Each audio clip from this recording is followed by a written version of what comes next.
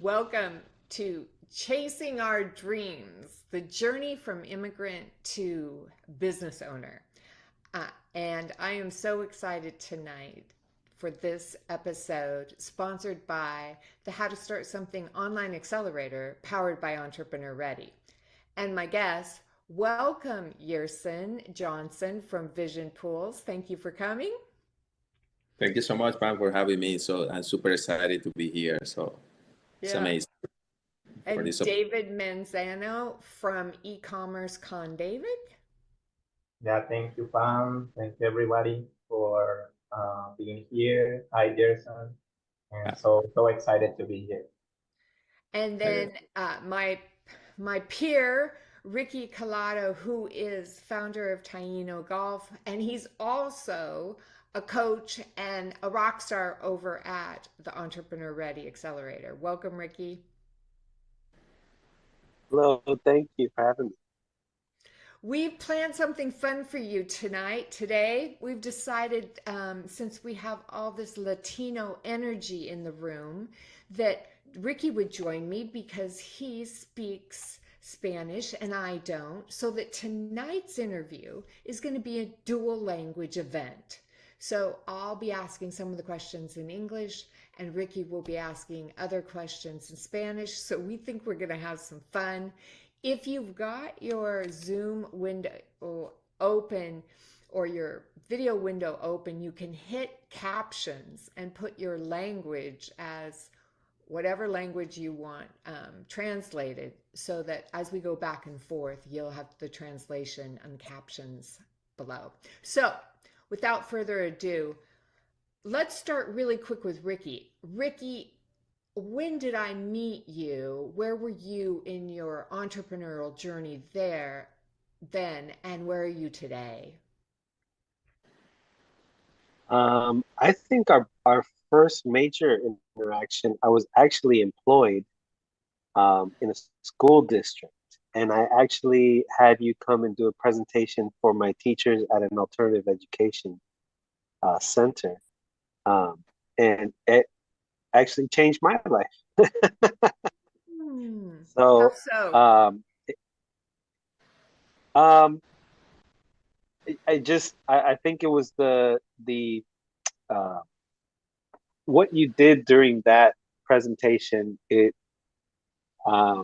was a sweet spot. It helped me start realizing what's my motivation, what's my passions, and I realized very quickly in that session while I was supporting these teachers that I was probably not in a place that really was aligned with who I was and what my motivations, what my passions were, who the best me is, right? And so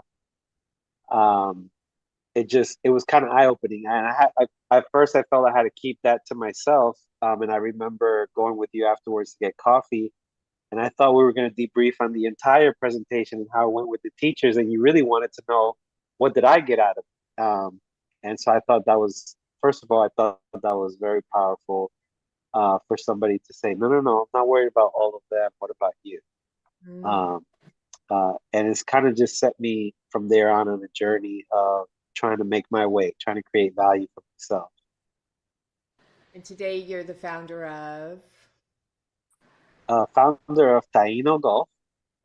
It is a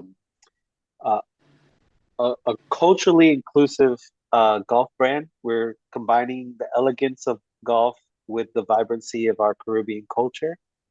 This is an example of one of our shirts. These are the Azaleas. The Masters is coming up, and so this is kind of our tribute inspired by the Masters. And I also am the owner of Little Linksters Golf Academy. Awesome. All right, David, when I first met you, where were you in your entrepreneurial journey in life, and where are you today?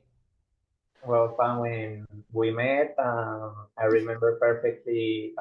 I was a student worker at college in Colombia. I was finishing my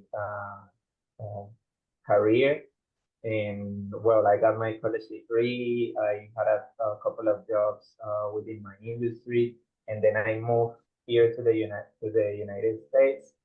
And when we re-met again back in 2022, well, I was a young guy that I was studying in a new country, doing probably something that I was not used to do when I was back in Colombia. I was trying to establish myself, overthinking a lot in what to do, what path to take, until I decided to join your program, Entrepreneur Ready, back in 2023.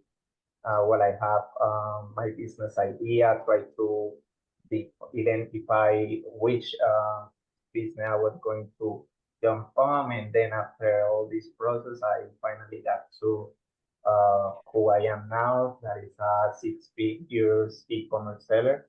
So I'm just glad to be here sharing this story with all of you.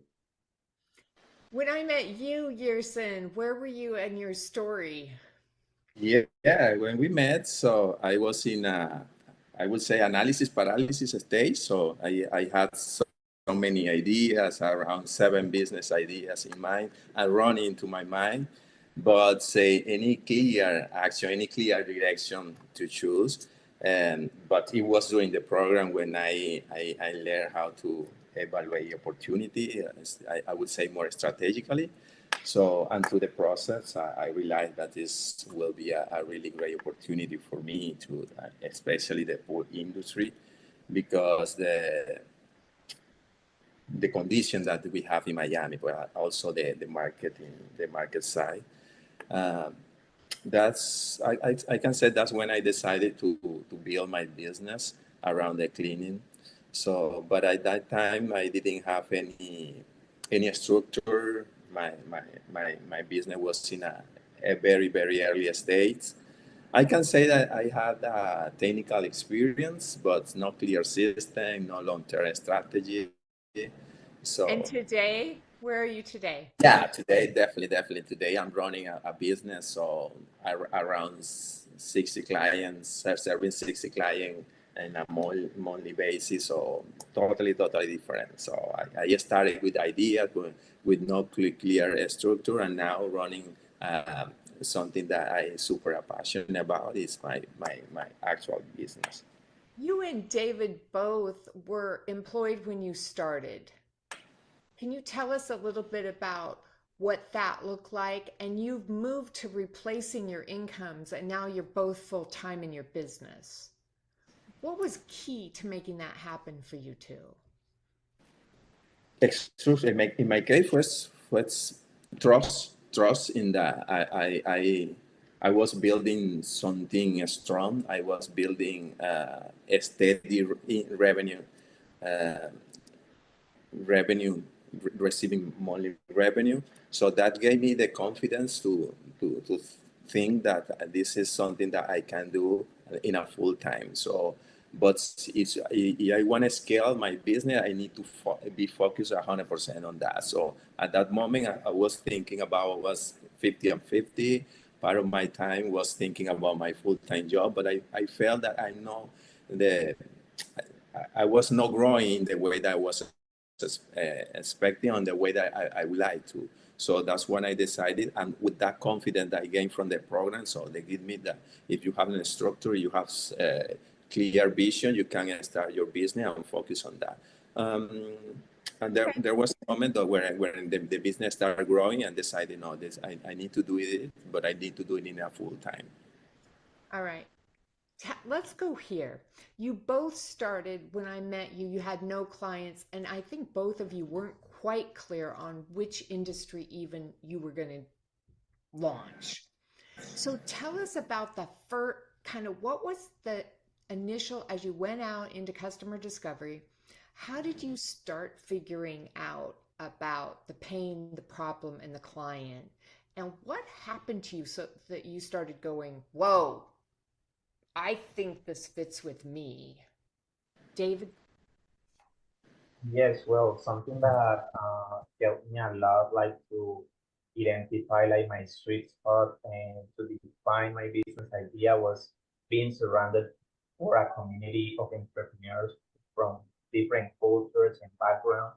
And I also met people like me, young immigrants that moved to the United States looking for new opportunities, and they just didn't stay just with the typical 1, 2, or 3 jobs a week, make you feel like you are limited to what you can make for with all those free jobs. Instead of that, they use any free time that they have to build something for them own something, and that's where I start to realize that if they were able to, why I couldn't.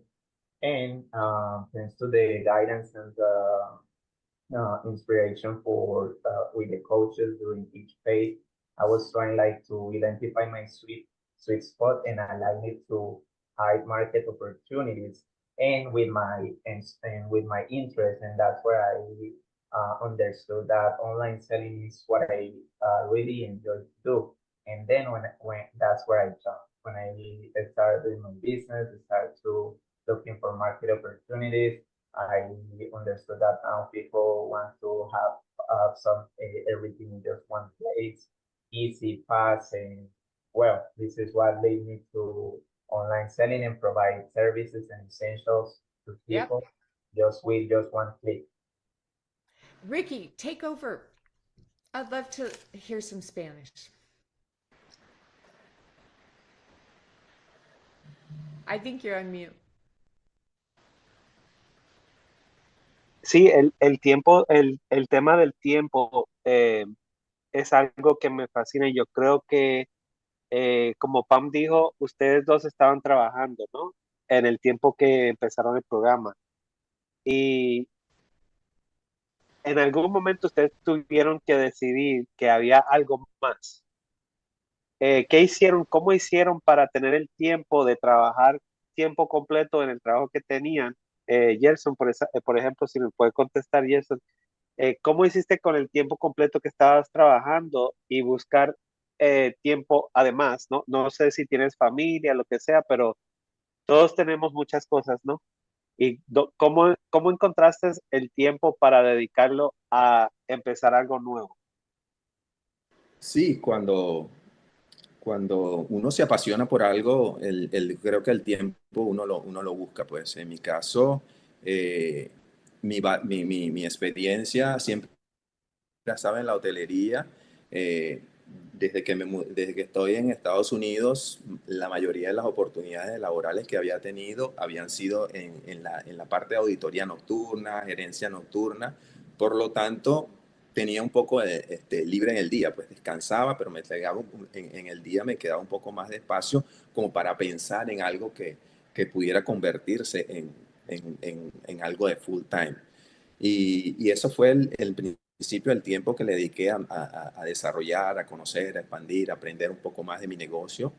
Y sobre todo, una vez conocí la información del programa How to Start Something, que definitivamente cambió la dinámica, pues porque me ayudó, me dio mucha más estructura, me, me ayudó a rodearme de personas que ya tienen experiencia, no solamente enseñando, sino la experiencia en el mundo de los negocios, específicamente en Estados Unidos, pues porque en muchos casos nosotros como inmigrantes latinoamericanos venimos con un sueño, pero necesitamos esa guía de cómo hacer ese recorrido, pues sí. Y creo que a nivel de espacio, uno como inmigrante lo busca, y si llegas a un lugar donde tienes las personas que están dispuestas a ayudarte, de verdad que eso es un ganar, ganar.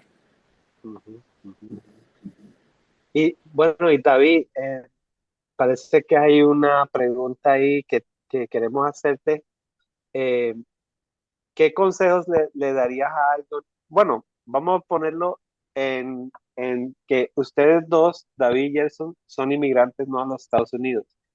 David, ¿qué consejo le darías a alguien que quiere empezar su propio negocio? Que posiblemente tiene una historia parecida a ustedes que vinieron de otro país, están aquí, están aprendiendo el idioma y tienen que también aprender cómo moverse, dentro de su industria, dentro de los requisitos de la industria y todo aquí en los Estados Unidos. Bueno, excelente, excelente pregunta. Bueno, ¿qué les podría yo decir a esas personas que quieren empezar un negocio propio? Es que primero elijan muy bien esa actividad que quieren realizar, ese negocio que quieren desarrollar, teniendo en cuenta sus intereses, lo que les apasiona y buscando frente a esos intereses y a lo que a ti te apasiona, oportunidades reales en el mercado. O sea, tú tienes que ver qué necesita el mercado que se acomode a lo que a ti te gusta hacer. Y allí es donde tú vas a desarrollar tu idea de negocio porque vas a resolver un problema que hay en el mercado. Entonces, ahí es donde te va a realizar ese intercambio de valor. Tú vas a solucionar ese problema y pues a la medida que lo solucionas, tú vas a poder construir un negocio. Hay un negocio que construir. Ese es el mejor consejo que yo les podría dar. I'm going to cut in on you, Ricky. I heard Yerson say the dream, and I really want to dive in there. So, Yerson, when you think about chasing the dream, what was the dream of coming here, and how does that intersect with entrepreneurship and what you're Yeah, doing today? yeah. I'm being in the United States for 7 years. So when I first came, I thought that I will grow in my professional career, which was hospitality. So I was working hospitality in different countries. I work in Colombia. I work in my country, home country, Venezuela. So and my dream was to keep growing into the hospitality industry, but there was a moment where I felt that my professional career wasn't going the way that I was expecting. That's when I started to start evaluating different type of options. What about it wasn't going the way you wanted? So for me, it was very important to have to be in a company when I felt great, or when I have the opportunity to grow.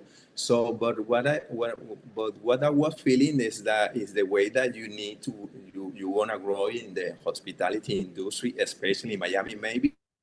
I'm ungrown, but that's what I was feeling, is that I had to be switching companies more constantly in order to get promotion, in order to get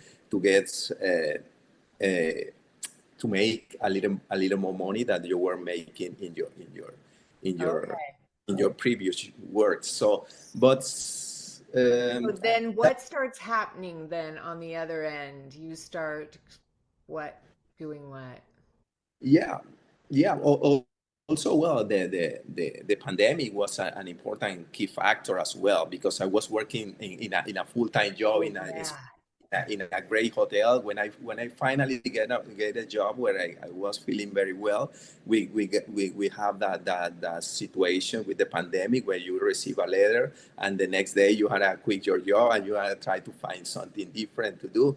And that moment I said, okay, wow, this is a key point for me. So I'm gonna keep improving my English. I'm gonna keep learning my hospitality. But I started thinking about have something different. So in that moment, I said, okay, I'm gonna go back when everything is restarted.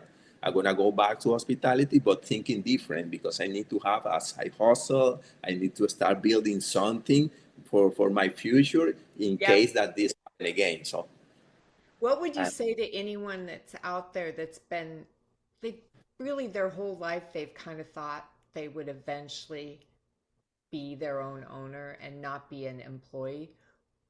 What do you know now about it that you didn't know before you did it? yeah, it's difficult. It's personally, but definitely you have to try. But when you try, you have to put all your effort. You have to put all your energy. You have to try to find the people, surrounded by the people that have done that before, the people that are able to help you to grow in your business. And for me, this type of program was key factor, because they helped me to understand the market, to think differently, so to look for opportunities, to hear what another entrepreneur are doing in the way that you can apply that experience to your business. So I know that it's difficult, but you can do it, you can prove it, but in the way that you commit to it. Yeah. David, talk to us a little bit. So you had your journey to your first client. What were some of the key things that happened so before you got your first client that looking back now were the key to starting and ending up where you are today? Yeah, well, some of the key parts that happened back there when I was like starting my business from scratch clearly was like do networking with other people who were in the same industry than me, because as long as I was learning from them, I was like reducing the way how I um, start doing stuff for work, and I risk my business plans. For example, I remember that one of the key points was like finding the right vendors to find profitable products to sell, to offer to the market from brand name distributors that people would definitely purchase daily. And one of the things that happened was my community encouraged me to research and find the way to attend trade shows locally, and also travel to other states to look for those vendors in different niche that I was trying to start my business. That was the essentials in grocery parts. And then I did my research. I prepared my speech in front of a mirror. I practiced my English. I lost all the shame. And then, well, I wear my outfit, and then I took myself to that trade show. I talked to all the authorities that I could with those vendors. I So shared you my, got out there. You got out there. I got Ricky, out there. Ricky, I'm going to push it over to you. Y a mí me gusta saber un poquito, Yerson,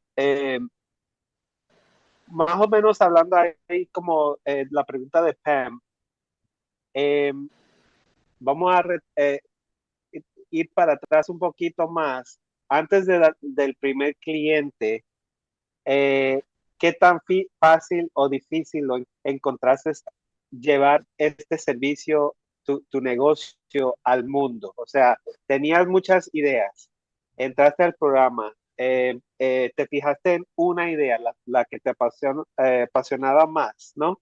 Entonces ya hay un punto que ya no es idea, ya tiene que convertirse en algo, ¿no?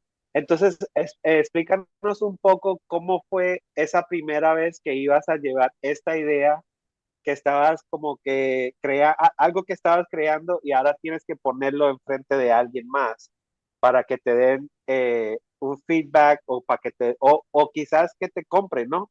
¿Cómo se sintió esa vez, la primera vez que ibas a llevar esto al mundo? Se sintió muy satisfactorio, emocionante. Como comenté anteriormente, cuando ingresé al programa, sería alrededor de 7 ideas de negocios. Pero en las primeras clases que asistí al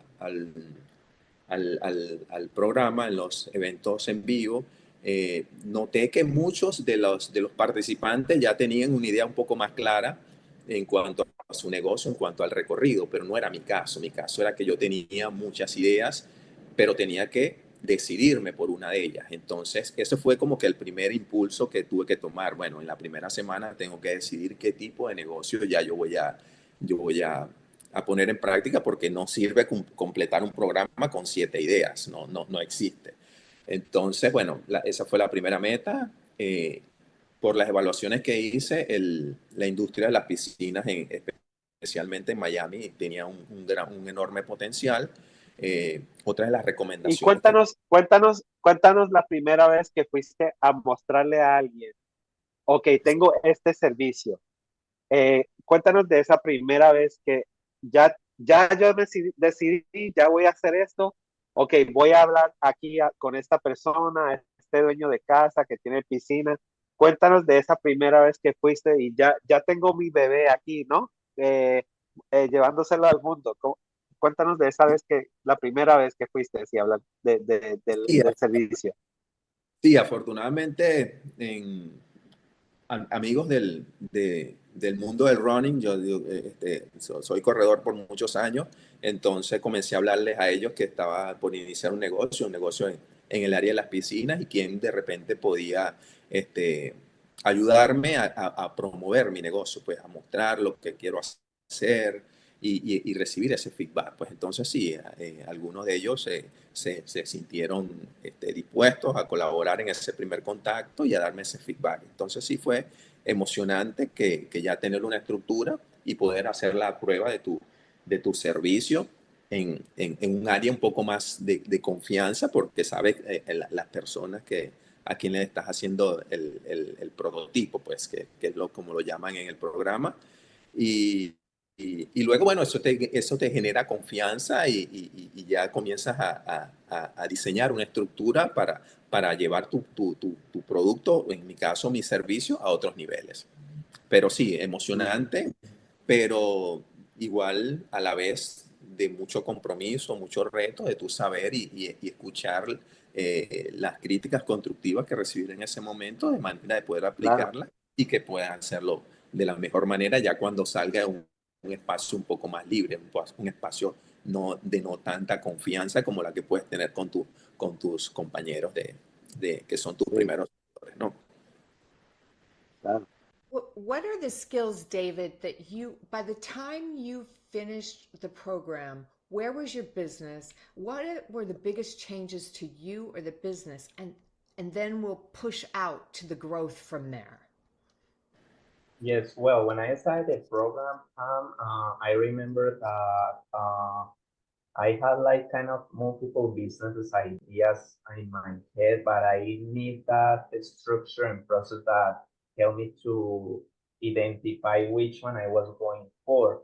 And something that helped me and inspired me a lot was being surrounded by the other Hispanic community that was in the program, developing their businesses in different industries, plus the guidance from the coaches each phase that help me a lot, like identify my sweet spot and Yeah. align that sweet spot with my interests and big David, opportunities.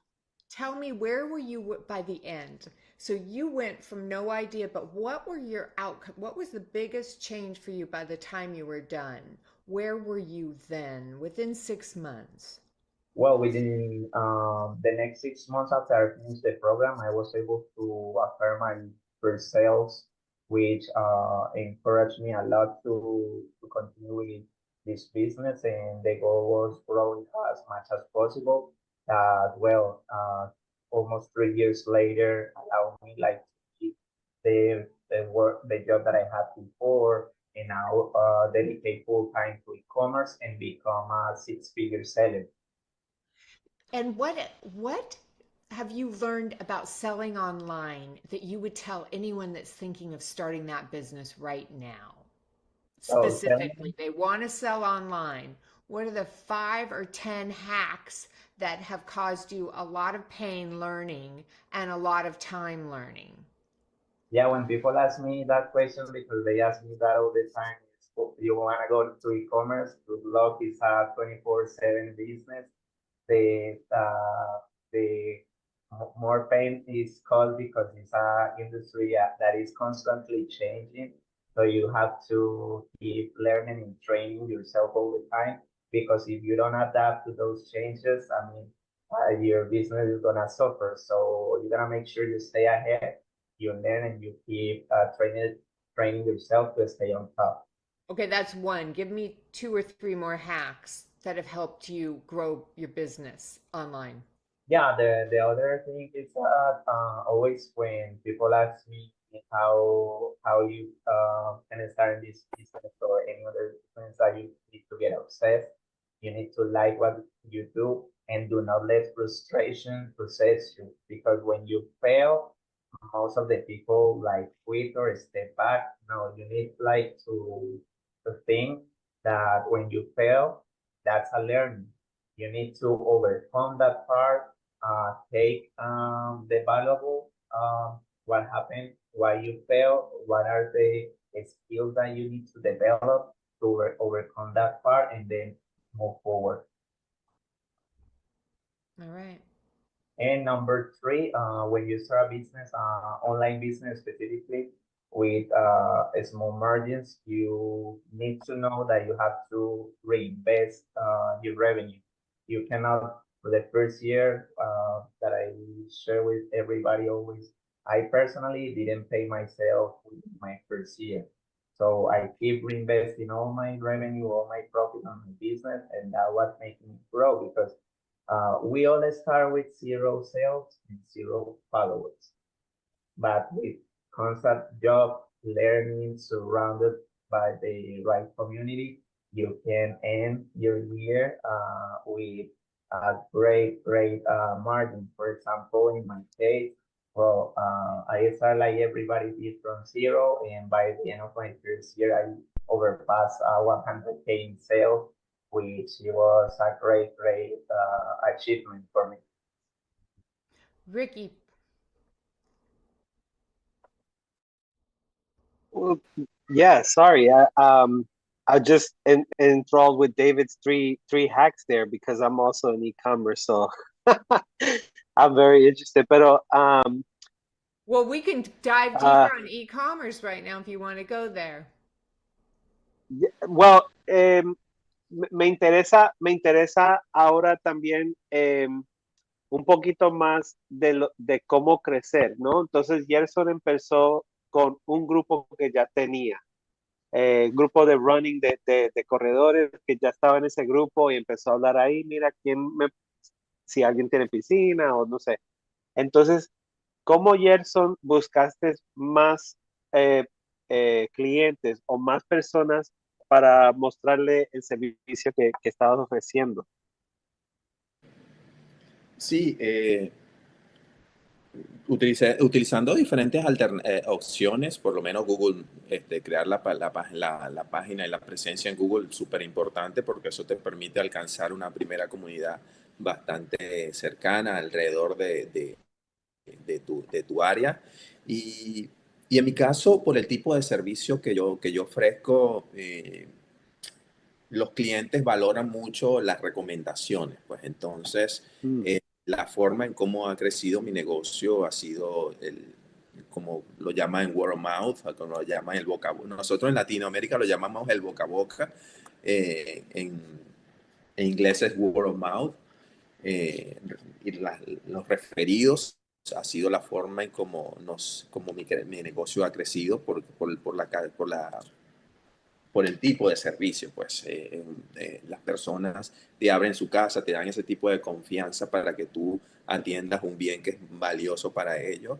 Y la manera como ellos, en mi caso, lo han agradecido es recomendándome a sus amigos, recomendándome a otras personas. Pues entonces, y ya queda, y ya le queda a uno como emprendedor no traicionar esa confianza porque son las que te permiten ir escalando, ¿no? Jason, cuando uno tiene un cliente que se convierte en fanático, ese cliente es más valoroso que pagar por mercadeo. ¿Cuál es la cosa que has encontrado dentro de tu servicio que te separa? ¿Cómo es que usted convierte ese cliente de un cliente normal a un cliente fanático? Sí, en mi caso me ha ayudado la comunicación directa, la comunicación clara, mantenerlos informados en todo momento de lo que está sucediendo o las condiciones que tienen su propiedad. La consistencia, el cliente en el área de los servicios valora muchísimo la consistencia, la puntualidad, la estructura, la presentación que tienes como al momento no solo de hablarle, sino al momento de tratarlo, su propiedad. Entonces, para mí ha sido sumamente importante ese tipo de elementos, agregarlo a mi servicio de manera que pueda ayudarme a escalarlo. I'd love to hear David tell us a little bit to kind of take us now on. So, you guys both got to a point where you quit your other jobs. Talk to us about the tools you're using, maybe how you're using AI, because you're solopreneurs at this point now. You're all the way in. What are you using to help you succeed? Well, me personally, in e-commerce, AI is everywhere because all these tools that sellers use are powered by AI. For example, something that helped me a lot was using profit calculators, seller and for Amazon sellers. Also, a software called Kipa, which shows you all the historic price of a product from a year. You can filter for 6 months, 3 months, and all that data can help you to determine if a product is going to be profitable or not, if it is safe to go on that listing or not. And that's something that really expedites like your progress on e-commerce. That's maybe something that most of the people don't know, and then try to go into this business and they fail, and it's not because there are something wrong, it's because they are not using the right tools to make it happen. Yerson, are you using any tools, using AI? What's helping you be efficient, effective, and Yeah, for me also was very important to have any tool, any CRM that can help me to handle my business. So, and also something that you learn from the program is that to evaluate all the tools that you're gonna implement, you're gonna apply to your business. So I did a research, and there are so many options that the program, so many apps that help you to run your business properly. And I what are did that you research. using? So What are you I, I'm using? I'm using one which is called a Skimmer. A Skimmer is an app is one of the best apps in the industry that help you to run your customer communication, your invoice, your routes, your billing, all those kind of the the areas that you need to have in your business. So that's the one I use in Skimmer. Is called. Right now, at the point you're at right now in your businesses, what's your biggest challenge? At this moment, my biggest challenge is going to a next level. My next level is a scale in my business, so try to bring more people to my company. So that's gonna be the next goal. And Bring to more people. Just, are you talking about hiring employees or contractors or just scaling up your clients? Yeah, in both ways. So now I'm running a business with a really good amount of customer that sometimes it's difficult for me to cover all the routes and then perform the repair and all the other jobs that come with this type of service. So I'm looking ways to bring people on for the service and also for promote my business, also people from marketing, my accounting. So that's gonna be my next level, and that's the way that I'm thinking at this moment. What's your biggest challenge right now, David? Well, my biggest challenge right now, I would say like is I want to step up way a little from some functions of my business that I can delegate to other people. Right now, I have an employee and I use 3PL services to cover part of those functions that are time consuming in order that I can do new stuff and focus on the most important part of the business. For Tell us, example, tell us about that right there. We talk a lot about outsourcing or using vending. What are you not doing right now in your business and what are you focusing on? What I'm not doing right now, for example, something that is great from e-commerce is that e-commerce is like the entrance of a world full of different stuff to do where you can diversify. Right now, I'm focusing more in building my community for coaching, teaching other people how to sell online, and that's how e-commerce conduct was born. I want like to spread my knowledge, be able to build a team of coaches that can offer like a mentorship program for people who are interested, and learn how to sell in different platforms like So Amazon. diversifying into education services or coaching as well as selling. That's your next piece. Exactly. At the same point to create content. We want to be more present in YouTube, creating more content for people, free content that they can use to scale their businesses and expedite their learning. And they Okay. can also join our community. All right. Over to you, Ricky. Sí, Yerson, había una pregunta aquí y David, quiero que también contestes algo ahorita. David, mencionaste que usas Google para promover, que ya tienes la página del negocio en Google. Hay una pregunta de si usas las redes sociales y cómo lo usas para mercadear el negocio que tienes. Claro que sí, bueno, las redes más poderosas que utilizamos para pautar nuestros productos, en este caso serían a través de la plataforma de Shopify, es utilizando Meta, Facebook, Instagram y WhatsApp, te permite hacer anuncios que llegan a gran cantidad de personas a través de sus teléfonos.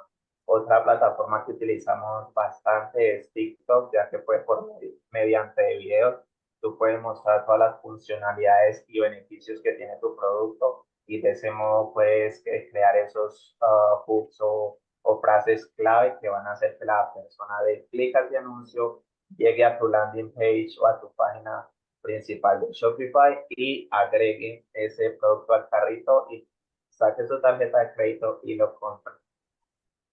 Ujú. Y Gerson, ¿estás usando redes sociales o simplemente lo de Google? Sí, sí, mayormente Google ha sido importante parte del crecimiento, además del boca a boca, como lo llamamos nosotros, y los referidos.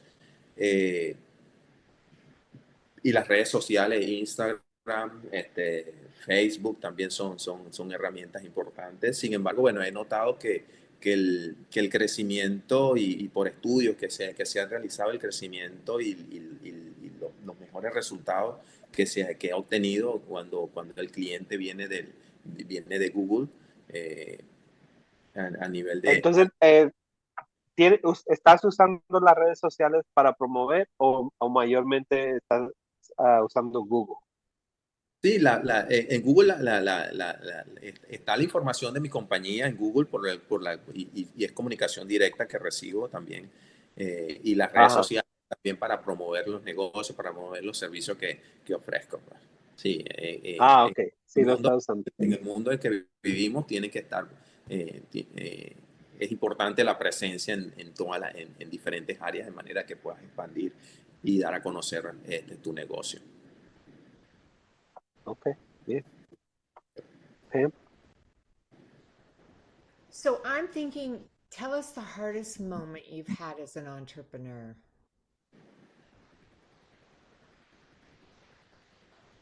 Well, for me personally, something super hard like when you're an entrepreneur is that you have to, in order to make your business grow, you have to work a lot for it. So for sure, you have to be convinced that you have to be more than 7 days a week dedicating it to the business, and it's going to step away a little bit from family. So that's a big challenge that not everybody is willing to take.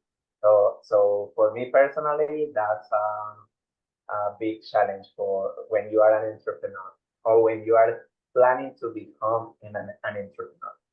Yeah. When you're in the building stages. Yerson, what about you? Yeah, Biggest challenge?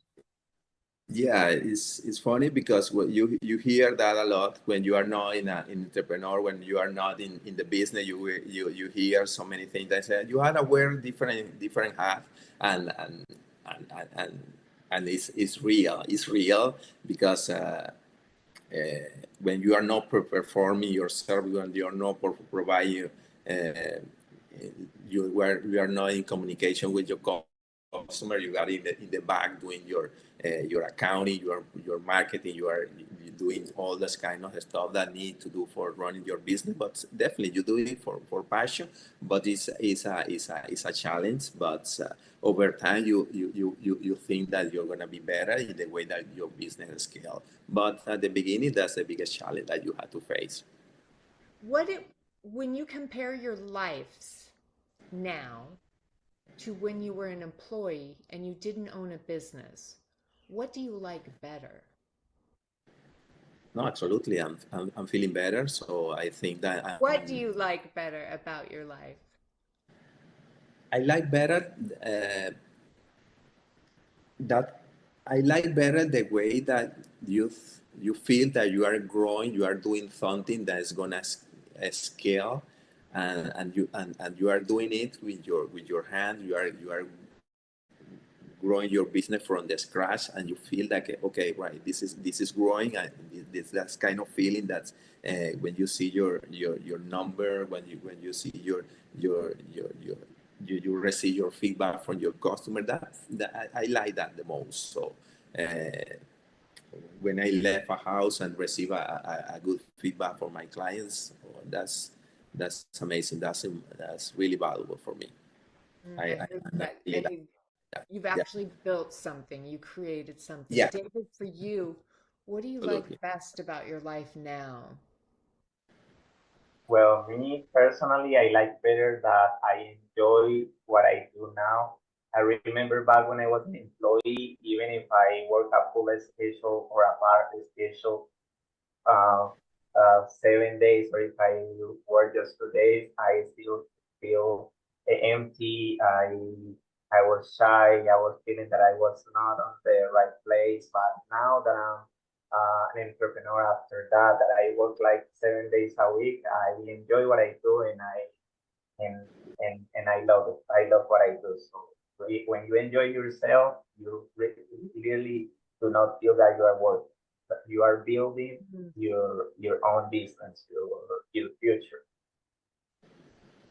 All right, well, Rosie's here, so that means we have some questions. Welcome, Rosie.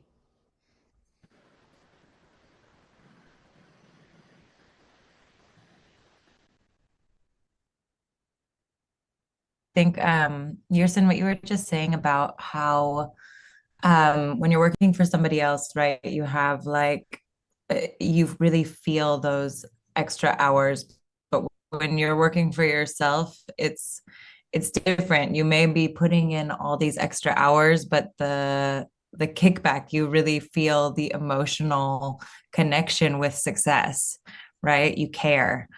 And I think that brings out something really, really essential in all of us and really human. We had some questions from Valerie in the chat who asked, David, what advice would you give someone who wants to start their business, their own business? Okay, yeah. Well, advice that I can give them is that try to identify market opportunities with high demand and opportunities with your interest and what would you like. Because remember that building a business is like an exchange of value. So you gotta resolve a problem that is in the market with something that the market can pay you for. So that would be my best advice.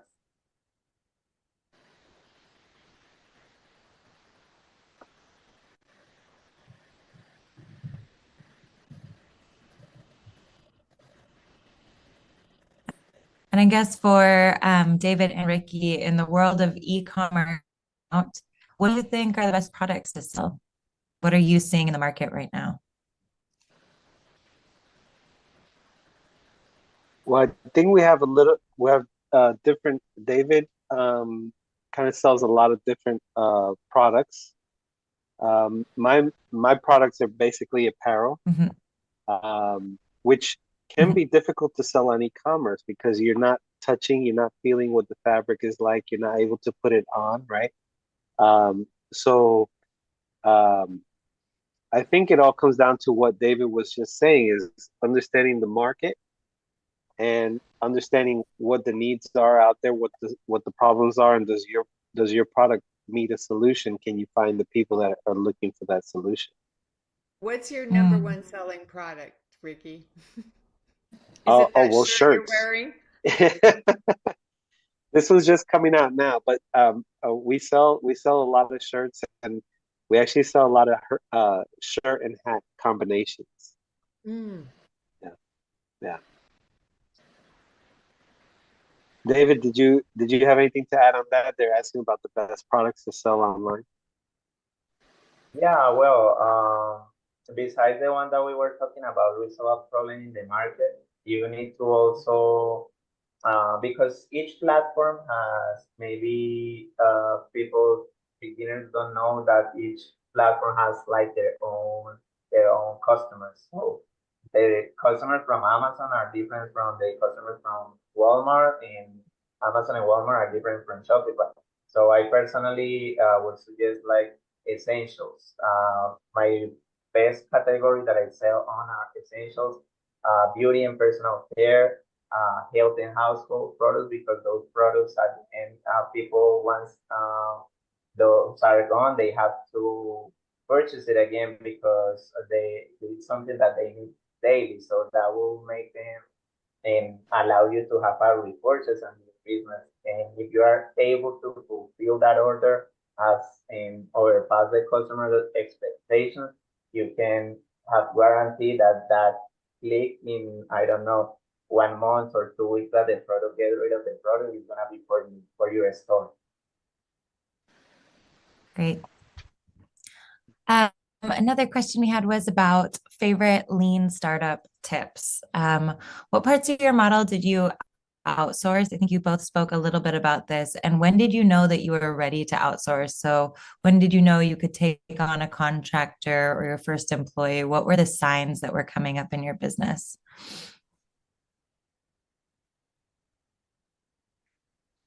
Yerson, are you outsourcing something right now? Yerson, do you have somebody that's working with you? No, as a full time. So when I get a specific job, I'm bring people to the company. It's not a full time, but it's a first sign that gonna be bringing more people to my company. So yeah, the first sign is going to be the amount of work I'm gonna have in the moment. I'm sorry. ¿A qué tiempo, o sea, qué fue que te dijo, que te mostró en el negocio que tienes que entrar a otra persona, un empleado, contratista? Sí, la carga de trabajo, definitivamente la carga de trabajo es la primera señal que tú recibes, que puedes comenzar a incorporar más personas a tu compañía, y es la señal que tengo en este momento. La señal que tengo en este momento, porque en la medida que deseo escalar la compañía, necesito ir soltando algunas áreas del servicio para enfocarme a otras, y bueno, ya estamos listos para dar ese siguiente paso.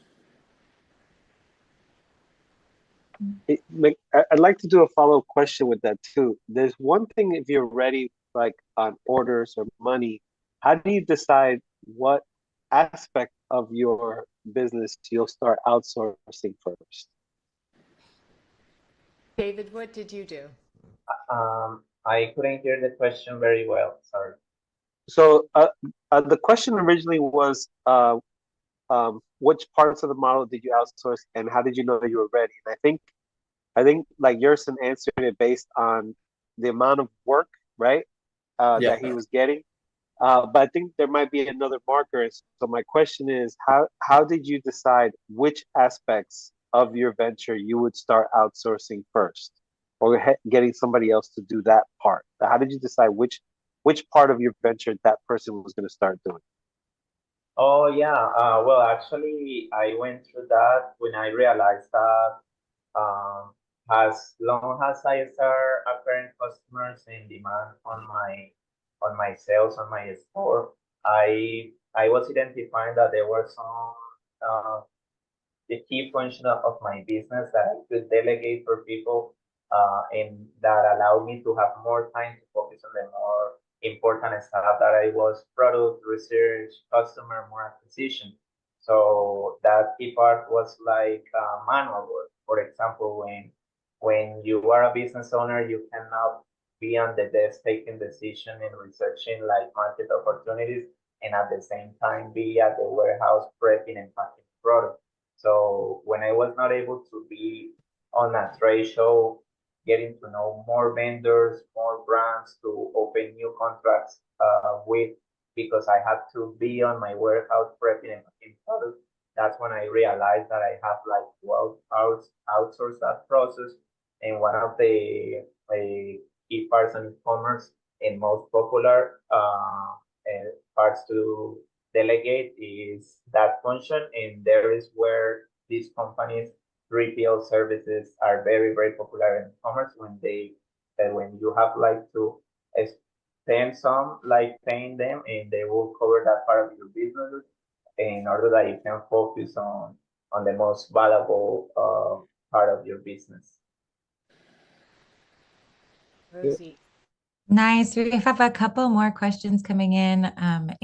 Angels asked any advice about how to overcome the insecurity about if our business idea is going to work or not. And she says, thanks, you guys. You all are amazing. Yeah, I would say that it's important, test your product before you launch. So get as much of feedback that you need that's possible, in the way that you can apply all those kind of advice to your products. So also it's very important to be surrounded by people that trust in your business, trust in your venture. Try to do this kind of programs, that's gonna give you more confidence in the way that you can run your business with a structure. You can run your business with advice coming from people that had done that before. And that's all those kind of elements that's gonna help you to step away and to have a far away from that kind of insecurity that you may have. That all the entrepreneurs have that kind of fear, but in the way that you are surrounded, the way that you got great feedback from the people that had done that before, that's going to help you to perform well. But you have to decide it, you have to do it, and go for it, because that's for you.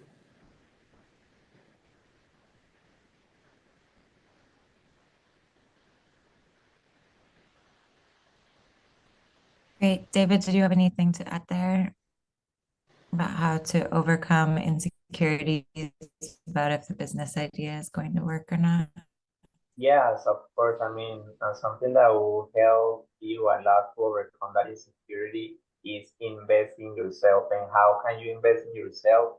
Invest in your education. I mean, you are planning to go, for example, in the e-commerce industry. You gotta know that you have to educate yourself and get trained before try to do something online. Okay, because as long as you're prepared, you know what you are going to face, and that will help you a lot, like to feel more secure when you are going to take a step forward. So that will be a key part in investing in your education, and also understand the market. Great. I think, Pam, that might segue well into what you want to share. Thank you all for being here for questions. Thanks for everyone in the chat for lighting it up tonight. Thank you. Yes.